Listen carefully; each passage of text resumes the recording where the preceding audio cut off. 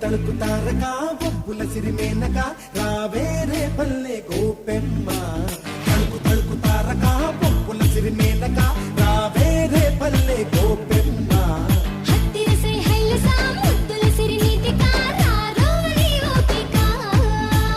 రేగి పండులాగా ఉన్న నిన్ను చూసి నోరూరుతున్నదే పంటి పాపకి